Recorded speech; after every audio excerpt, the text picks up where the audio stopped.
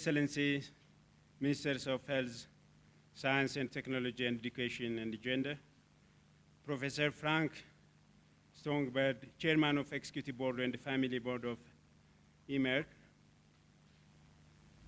Honorable Getachew Ngeda, Deputy Director General,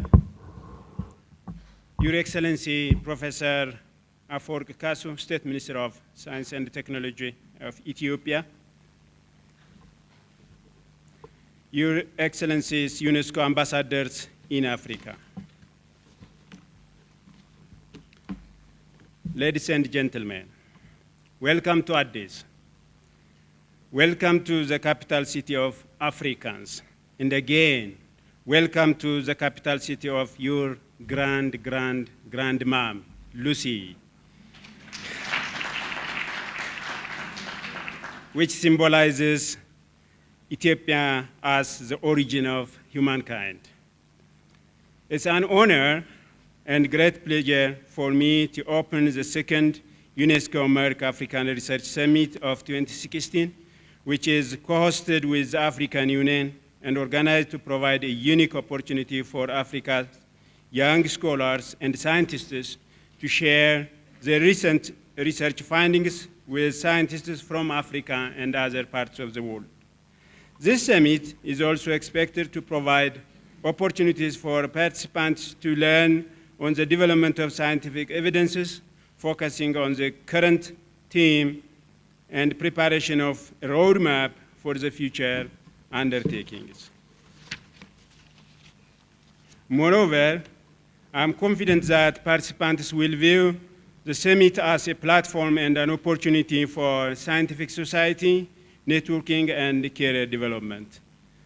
The theme for this year's UNESCO Merck Summit is entitled Infectious Disease and Women's Health, which I believe is apt and timely, with the purpose of facilitating the building of research capacity to address public health emergencies of infectious causes. This is to mean that, apart from enjoying the scientific forum, this summit is an opportunity for the scholars to discuss and outline guiding principles for policymakers on how to translate knowledge into actions. As part of the summit, I am also glad to note and appreciate the organizers' plan to award fellowships in recognition of the participants' scientific contribution, and for the first time, as already other keynote speakers mentioned, a specific award for Best African Female Researchers Award. This is definitely a good news, because this kind of recognition encourages the development of models for other women to emulate and increase in their commitment to engage in research work and provide leadership to the betterment of Africa's health sector.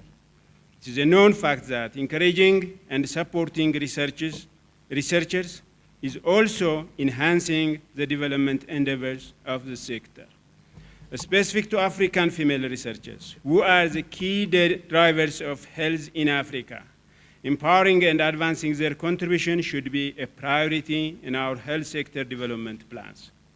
As an African researcher, as already well noted, in general, we have to admit that our contribution to and engagement in the international scientific arena is very limited. The research publication from the whole Africa in 5 years period in all science fields were not higher than single country's contribution in Europe. Review of scientific publication has shown that there is a parallel growth of economy and research outputs. The higher the economy, the more the research undertaking is. Probably you know very well, the higher publications are coming from top, from US, second from China, third from Germany, Japan, UK, and France, in such order. This is also true in their economic capacity across the world. When we come to Africa even, South Africa leads, Egypt, Tunisia, Nigeria, Algeria, and Morocco follows. The message is, when we do research, we grow. When we grow, we do more research. As an individual, as a young researcher, I have also noted that research is the best learning method. And when we do research, we know that we read the world and the world reads us. Dear Excellencies, ladies and gentlemen, let me come to the current agenda or the current thing. My understanding is that the first summit entitled Accelerating Access and Sustaining Innovation that was held a year ago concluded with a declaration that addresses the need to reinforce capacity building and international efforts to cope with unpredictable events and risks associated with poor management of wild health systems. Collectively, our capacity to anticipate, identify, and mitigate unforeseen, in some cases foreseen diseases, will ensure the good health of our citizens. We cannot afford to be complacent and deal only with here and now, because if we fail to anticipate and plan, it will be at the peril of the lives of the highly vulnerable group, which are children and women. As the expression goes, failing to plan is failing to fail.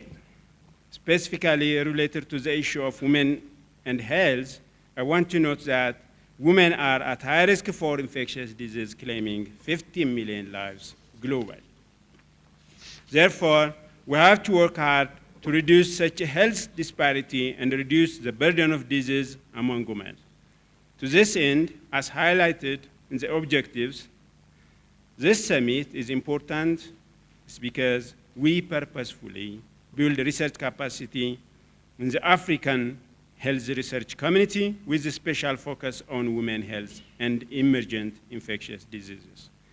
We actively plan to showcase and share innovative research taking place in projects, programs, and initiative accesses. The development of knowledge and sharing platforms and culture will significantly contribute to the dissemination of evidence-based practices. Thirdly, we develop platforms and network opportunities to discuss challenges, opportunities, and proposed strategies to support health decisions. Lastly, but not least, as already well noted, we should also empower young researchers who are the future of tomorrow.